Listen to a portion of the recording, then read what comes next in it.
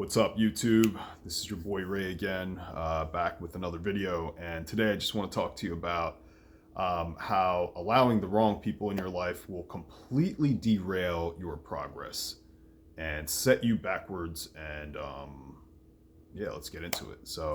But before I get into it, I just want to show you guys quick my latest book. It is finished. It's called Sticks and Stones, The Book of Racial Slurs, A Dissection of Hate Speech by yours truly. And this book was written for good reason, just because I experienced all kinds of racism growing up during 9/11, and I see the Ukraine war, I see all the stuff with Iran and stuff. No one is creating racist slurs for these people like they did with me. So I guess you could say I got in my feelings a little bit and I wrote a book. So it's pretty much breaking down why I wrote the book. It has reflective chapters before and after each section. So we have the black people, the white people, the Asian people, all the Hispanic people. So yeah, it's pretty interesting read. Just give you guys a quick little, that's just a little taste. The cover's supposed to be like Grand Theft Auto, and the little star ratings, well, not there, but yeah, like the star ratings, it's kind of appropriate. So anyway, check out my book, Sticks and Stones. It is on Amazon. You can get it on Amazon on paperback or Kindle.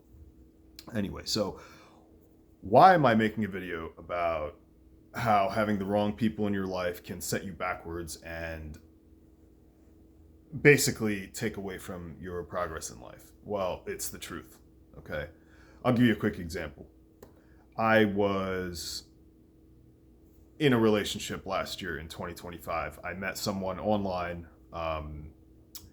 They lived overseas. I won't get into too much detail, but long story short, I changed my entire life to revolve around this person. I wanted to marry them and have a kid with them. And I don't think they were nearly as serious. There were a bunch of red flags before I even got on the airplane about how they wouldn't take off of work, or I would later discover that they were a dismissive avoidant. Essentially, that's what they were.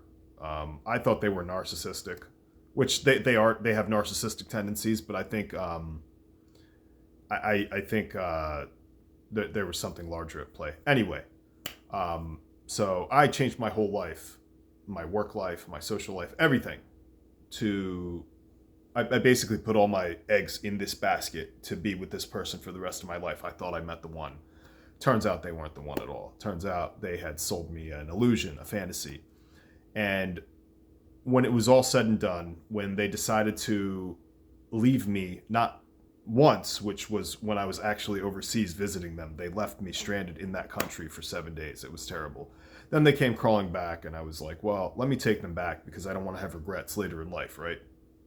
I mean, who needs that? Who needs to think like, oh, what could have been? I don't need that. I'm not that guy.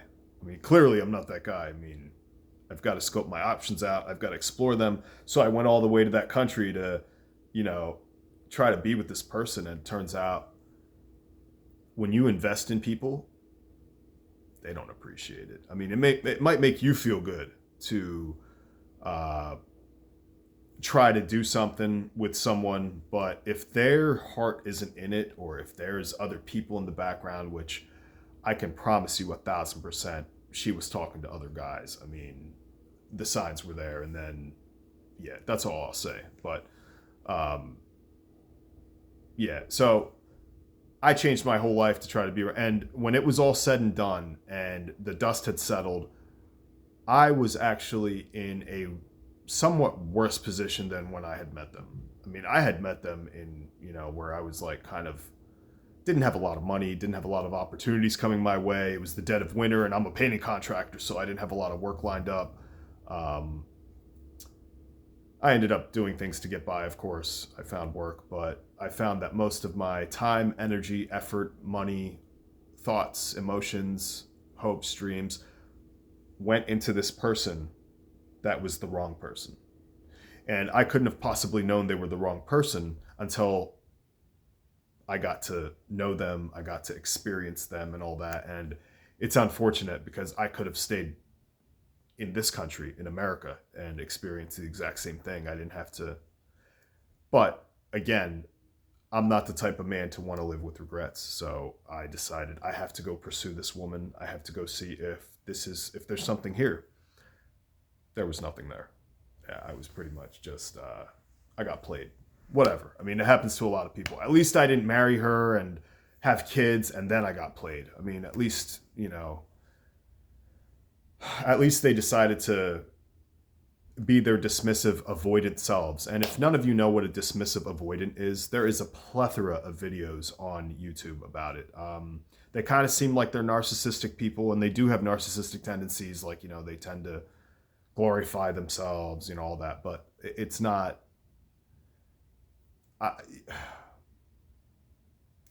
That's all I'll say. Go look at what an avoidant is. Look at what an anxious attachment style is. Look at what a secure attachment style is. Had I known what attachment styles were before traveling to another country to see this person, I would never have gotten on the plane in the first place. So I invested a lot in this whole situation. And at the end of it, I was worse off than I basically had to rebuild all over again. Not only did I have to rebuild, but I had to deal with an avoidant discard twice. Okay. The first time was when I was in that country visiting this girl. She came back. I said, okay, whatever. The second time was when I pretty much said to her, hey, you never make any effort. I'm always the one calling you. I'm always the one making the effort in the relationship. I'm the one who traveled to your country. I'm the one who, I don't care. Like, I'll pay for everything, whatever. But you can't, act like some snobby entitled princess the whole time. Like, I don't know any man that's worth his salt that's gonna want to deal with that. So yeah, that is just an example of how you put your goals, hopes, and dreams on the back burner because now you're investing in someone else. I'll give you another example. I had a couple of friends growing up for a long time, and we had met through martial arts. And I didn't know it, but these people actually legit were narcissistic. Like they were, like they walked on water. They were God's gift to earth. And their shit didn't stink. They could never do anything wrong. You would catch them doing something crappy and they would dismiss it. But then if they caught someone doing the same thing, it would be all hell to pay. So yeah, when we got older, I realized that the more time I spent, we had lived apart we were friends in high school. We lived apart for like 20 years. I would come visit them on weekends and stuff periodically, frequently actually. And eventually got to a point where I moved back to the area where we both went to high school where they still lived. And we got into arm wrestling. And I got into arm wrestling is what it was. And I wanted to kind of keep that to myself. I didn't want to bring other people that I knew into the sport because usually what happens is people, they come into your life, they take what you enjoy and they start mirroring you. And then they start taking the fun out of it by making it competitive. And a little bit of competition's okay. It's fun. It's healthy. Iron sharpens iron.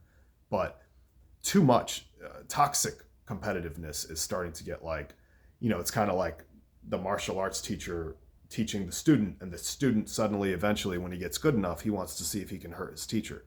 Well, a lot of times that's the kind of thing it is, especially in a sport like arm wrestling.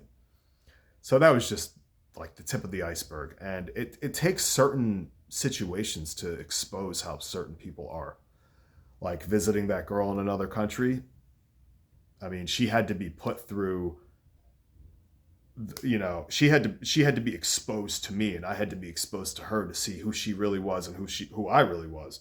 And by being around her, I realized who I actually am. I realized that I'm a man with boundaries. I'm a man who, I'm not a simp, certainly. I mean, I'm not going to put up with certain behaviors, right? I mean, why would anyone do that? Like, why would you invest all this time, effort, energy, love, money, attention, like sacrifice, like nothing but sacrifice? I feel like that whole thing was, um, and literally get almost nothing back for it, like almost nothing, except for trauma, bonding, and just headache. Same kind of thing happened with my friend growing up.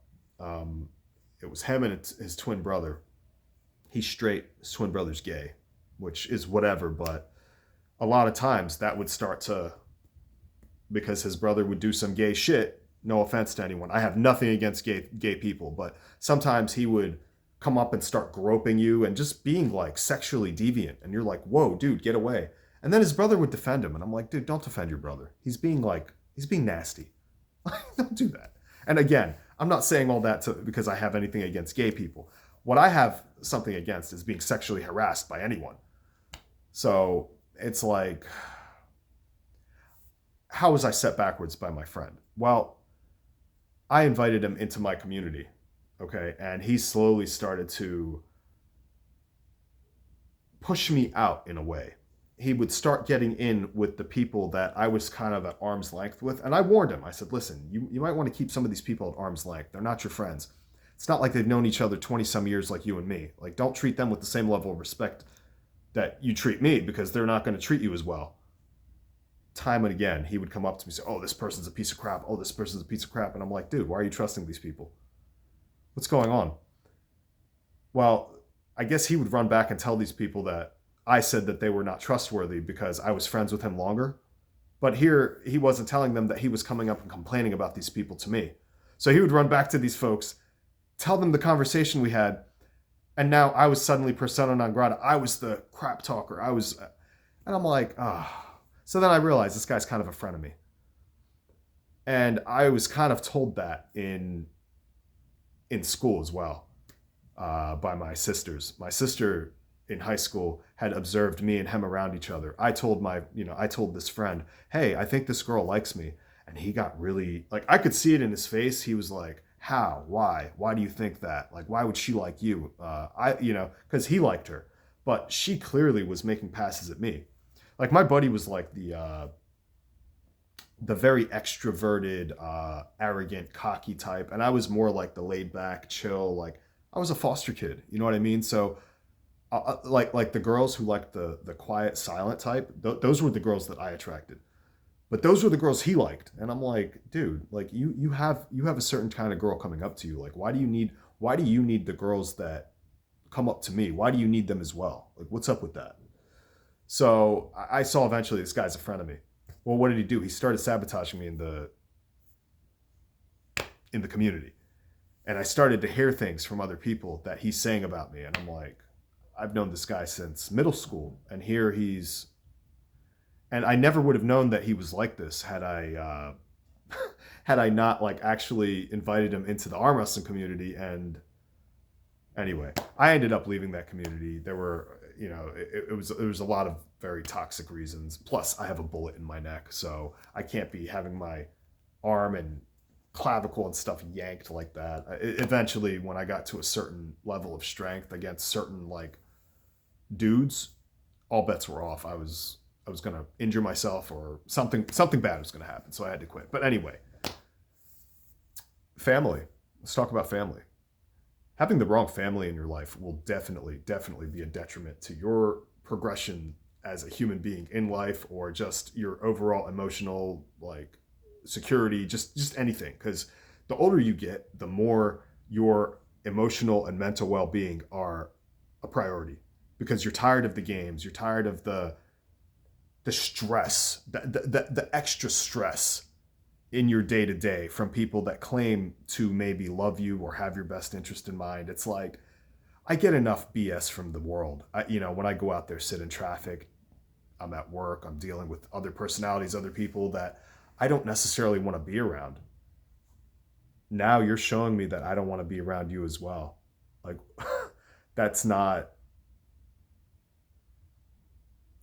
not something I signed up for, and it's not something you should be shoveling my way, because I don't shovel that your way. I mean, I don't act all toxic and nasty and foul, and what's up with that, man? Like, And I have a bunch of sisters. I have 7 sisters and 1 brother. And I speak to 3 of my sisters. And sometimes I only speak to 1. Sometimes I might speak to none because we might get into arguments and fight, and it's just a mess. But there are a couple of my siblings that I will never speak to ever again. And they know it. And one of them has in the past tried to reconcile and form a relationship, a rapport, and whatnot. And I flat out told them I'm not interested, because when you were in my life, I was basically I had to make all the effort. Okay, I had to make all the sacrifice. I took care of our mentally challenged mother for 4 years when our father died. Not one time did one of my siblings, who would insist that she come and stay with, that our mother come stay with her for the weekend because she wanted to see my mother. Who was always driving her? Who was always bringing her home? Who was always like making the effort? It was me. It was never her. So that's one. The other thing, don't ever live under anyone's roof that is a tyrant. And I mean, you won't really know they're a tyrant until you live under their roof, right? But you can see bits and pieces of it ahead of time. And unfortunately, that is the case with my oldest sibling. And I'm respectful enough not to like say who they are, their names, nothing like that, but it really is to a point where, I mean, I would have a hard time deciding on whether or not I showed up to this person's funeral. I mean, that's how low they devalued me when I lived with them. Got into a car crash, fell on some hard times. It wasn't, hey, you're my little brother, I want to help you out. You just crashed your car. Are you okay? You got this nasty head gash from exploding your car. I mean, you're a dumbass. I mean, it's your fault that it happened. But I'm your family. You live with me. Like, I want to make sure you're okay. What did she do? She slid my mail under my door as I laid for 2 weeks, like half unconscious in my bed. Didn't come in, didn't offer me nothing. Just, nope, left me for dead, essentially. Well, I had to remind them of this when they wanted to reconcile. That's not a conversation they wanted to have, because it would mean they had to be accountable for how they treated me in the past. So a lot of times you have to keep people that you have to keep people like away from you. And I have found that in my life, I do best when I'm alone, when I'm not in a relationship, when I live alone, when I live alone, I'm not in a relationship, and I see friends here and there, and all I do is work. My life is smooth overall.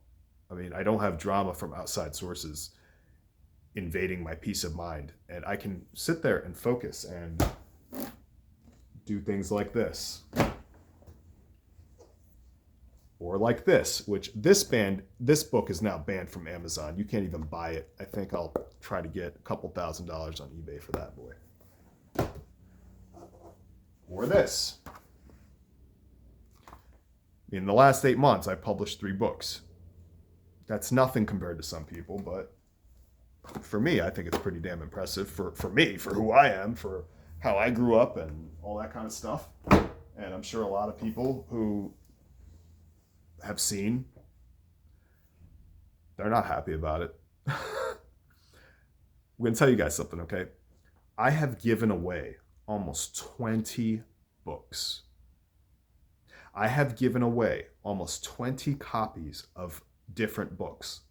And all I asked was that people give me a review on my Amazon page over the book. If I give you a book, you don't got to pay for it. I'll even sign it. Okay? Which, it's whatever, but I'll give you a signed copy of my book. Can you please just give me a review? After 20 books, how many reviews do you think I got? So I'm just trying to illustrate to you guys.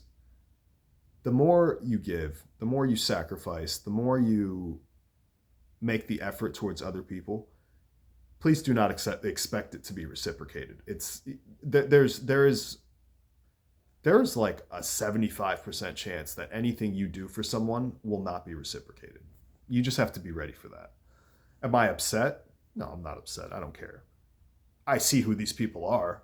I mean, if they ever ask me for a favor, I'll be like, well, can you finally give me that fucking review on Amazon? Please? So, yeah, it is what it is, guys. I just had to illustrate to you guys some things that have been on my mind lately. I am a self employed contractor. I am working with my hands above my head for like 8 hours a day. Uh, and when I'm not at work, I'm at home recouping, resting, and recovering. Okay. And my life is nothing but work, sleep, eating, and pooping, essentially, and maybe writing some books and lifting some weights. Here and there, I might be able to hang out with friends. I might be able to jump on a podcast with someone, an interview. Um, but otherwise, I mean, my whole life is like working right now. And being that I had my heart ripped out of my chest by that girl in China, not a Chinese girl either. um, that's all I wanted to do was just work. And it sucks too because I really wanted to sacrifice more for that girl. I really did. She was like in some debt, and I don't know, like the company she worked for that she was like on a work visa program with from her country, they were like trying to embezzle and extort her out of like 7,000 American dollars. I think it was ended up being like 50,000 like RMB or yuan, like the Chinese currency. And I said to her, hey, like I don't, like a fucking simp, like I don't mind like paying that for you. It might take me a little bit to gather the funds. Wouldn't you know it, after she broke up with me, I made that money in like 2 weeks. I made that amount of money. And I was just like, wow, you have a funny sense of humor, God. Because she was probably looking at me like, no, you're not going to be able to help me. But then, I had prayed a lot about whether or not I should. No, God gave me my answer. That's all I'm going to say. But anyway,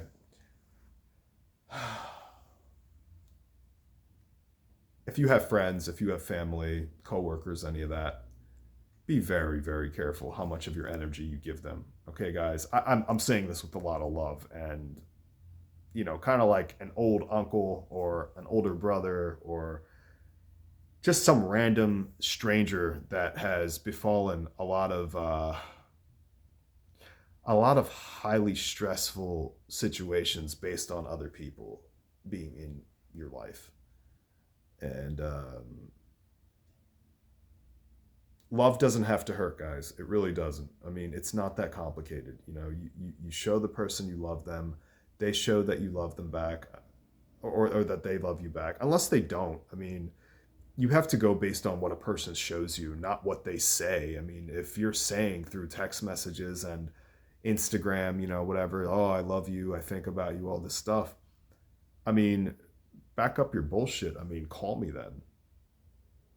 I mean, you're over here telling me, oh no, I don't make effort. Everybody has to call me all the time. I'm like, ha ha ha. That's not how love works. That's not how.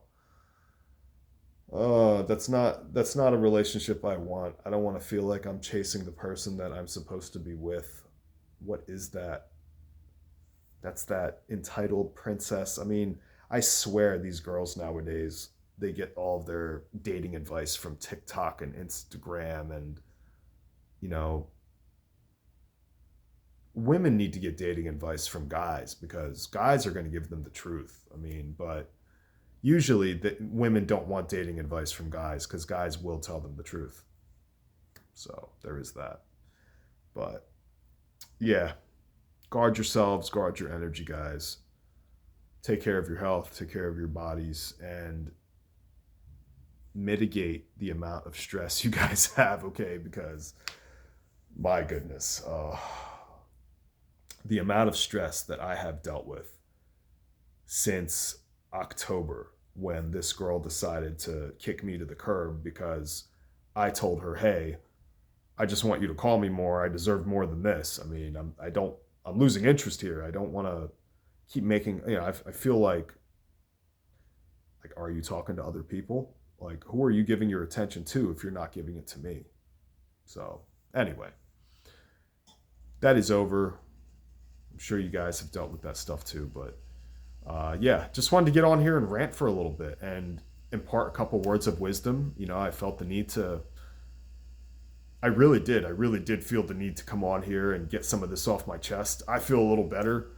Um, and, hopefully you guys can learn from my mistake. I mean, don't change your whole lives to, don't gear your whole lives towards one person. I mean, know when to walk away, especially when they sever the cord. It's like they dump you before you can dump them. It's like me dumping them wasn't even on the table. Figure that one out. Like it should have been, but it wasn't. So, anyway, Happy New Year.